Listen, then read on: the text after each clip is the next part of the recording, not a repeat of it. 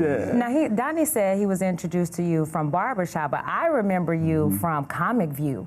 And you would come out with a pen and pad. And I was like, this guy is so hilarious. You have this pen and pad. What gave you the confidence to even do that? Being high, that's what it was, basically. What kind of churn? Yeah, weed, straight weed, forgetting my jokes and couldn't remember them, so I would take a pad on stage and just read them, write like I wrote them. I would do it every night, and to the point where when I did remember them and went on stage, people was like, "No, where your notepad at?" And I'm like, "So that's why you really did it?" Yeah, I was like, "I remember them. I remember them now." They like, "So you don't care if you remember them or not." Like, "Yo, we need your notepad." pen and pad. Yeah. You used the pen and pad a little bit in your Netflix special. Was that on purpose? Yeah, absolutely. I do. Like I said, I do it now like a lot. Like I do it, and because people really want to see it, and also it takes people on the journey with you because I actually.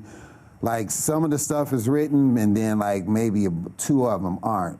I've never done them before or something. And so I will always do that just to get a real reaction out of everybody and hopefully that they work, and if they do, then fine, you know. But I think it's fun when it don't work too, because we can get a laugh out of that as well. You know, my job ain't to make you laugh a certain way. My job is to make you laugh, regardless of how you laugh at it. That's good.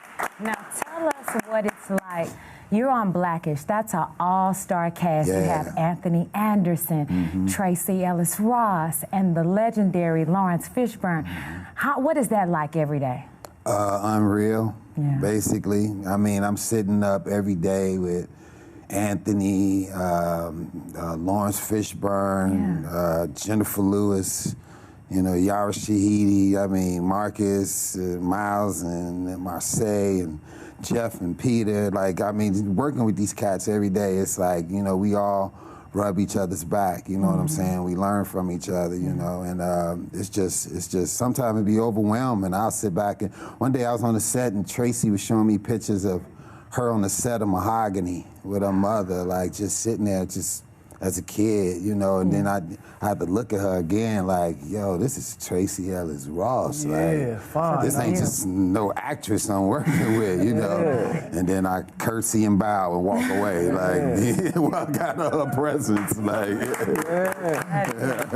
But same thing with Anthony. Anthony, man, Anthony been in about 100 movies. He was in The Departed, like, with Scorsese and Leonardo DiCaprio, like, you know. You gonna get there? I mean, I'm cool. I would love to do that. But I'm just saying with the people that I'm working with, it's great. Lawrence Fishburne, The Matrix, you know, New York, King of New York. Like, man, go on and on. So it's cool to work with these people and see them every day, you know, and just, you know, be able to hold my own with these great. You're definitely holding your own. So Deon, what was your inspiration for the role Charlie?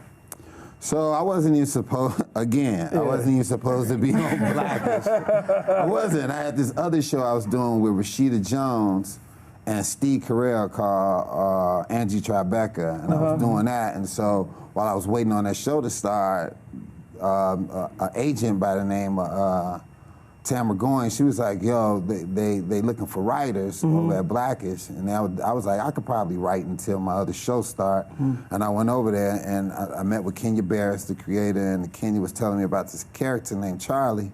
And I was like, all right, well, you know, I could write for that character or whatever. And so they was like, it's for Charlie Murphy. And I was like, all right.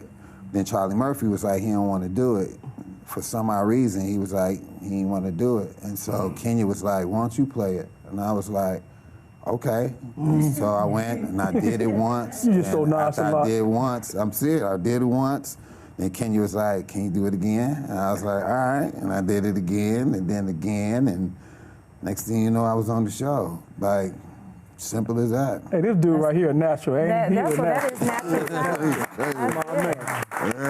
That's natural talent. It just take people to believe in, you know, and Kenya did that. And, you know, it don't take a lot of rhyme or reason all the time when it comes to, like, you know, auditioning or going out for something. And people in power, they have to go off their gut feeling. You can't just always go by the book of auditioning. Like, go with your gut feeling. When you Right. see people, man, give them opportunity, man. You know, like, just believe in them and trust them. And, man, you never know what'll happen. I'm a prime example of that.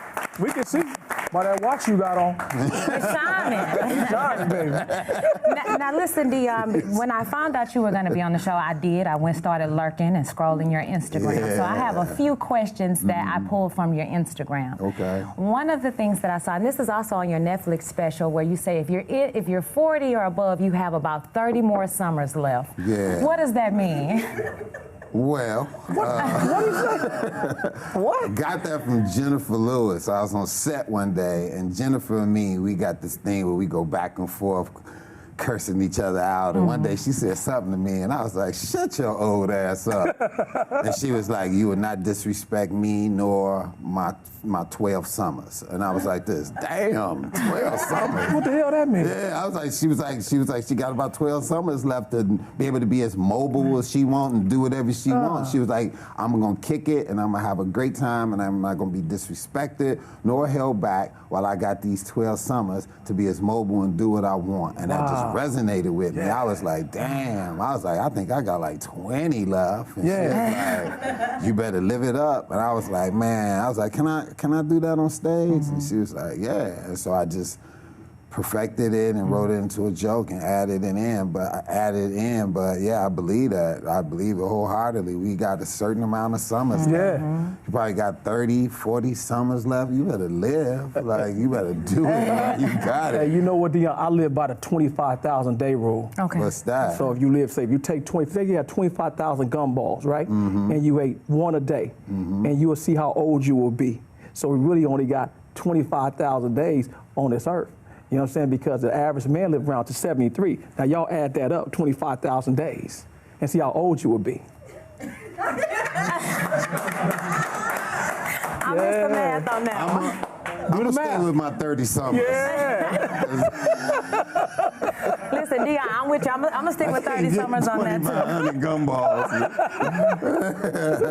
So the second thing that I found on your Instagram, and I was a little upset. I even said it to Deon in the back. I was like, I know you didn't come on Fox Soul and not bring this item for me. And I have one here. You found one for me. Yes. And it's called the Easy Scratch, Easy y'all. Scratch. That's what This is for. Now I want to know what made you want to partner, because you're co-owner in this? Yes, with my partner Rose. Me and Rose, so out of Houston, me and Rose, we got together. Oh, I'm from and Houston. She told me about this thing, and I said, man, let me see it.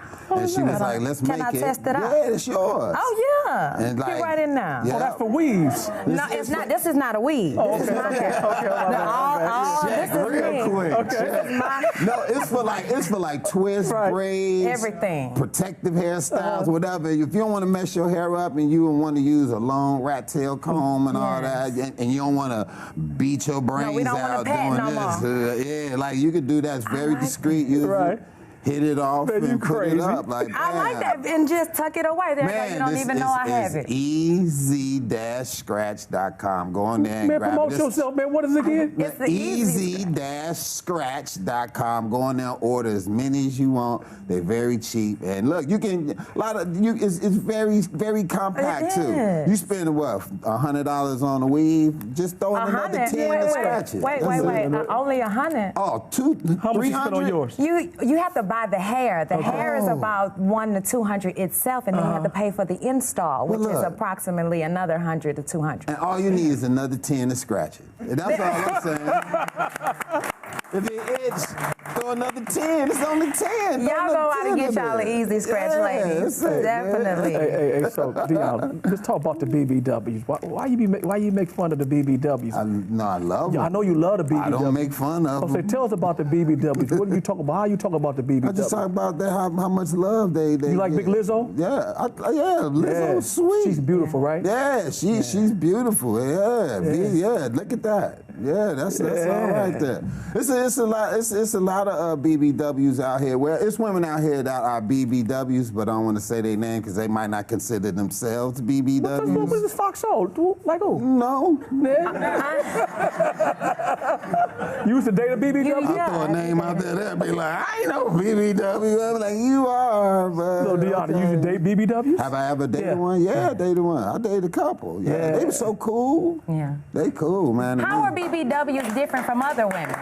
They just fun, and they don't care about the same stuff that like other thinner women care about, like themselves and like their appearance and all that. Like they care about their appearance, but they cool. Like it's conversation, they fun, and I ain't trying to say that other women aren't like that. Yeah, no. But I'm just saying that they just really, really cool. Yeah, I just like hanging out with them. Because my sister, she's a BBW, my older sister, and she's the most sweetest thing. She used to cook for me and just love me, send me to the store, give me $1, buy me a Snickers, a Lord's Brothers potato chips, and all the snacks. All the snacks. All the snacks. All the snacks, Deon. All the snacks. Y'all really having a moment here with this BBW and these snacks and going down. I'm telling you, man. Okay. Hang out with one. You see what I'm talking about? I'm cool with everybody, any size. It don't matter. Big, small, large. I'm here. Let's have a good time. Let's eat. I'm a Southern girl, so I love to eat anyway. Yeah, Let's eat. Let's get some shrimp and grits and some chicken and waffles. I'm here for it. Make it happen. Make it happen. Yeah. So now you're on Blackish, you're on Grownish, you have your Netflix special coming out. What's next for Deon Cole? I just had this animation project drop on the 14th of January. It's called Kipo. It's a animation that's on Netflix. DreamWorks Animation made it. I've been working on it for like a year. And so it just came out, man. I'm proud of it. I play a character named Dave on it, and yeah, it's fun. Check it out. It's for kids, and it's for, I mean, like grown-ups too. They can watch it too. But yeah, make sure you have your kids watch it, and yeah, it's a great animation. What kind of response have you been getting from your Netflix special? This is okay. So this is.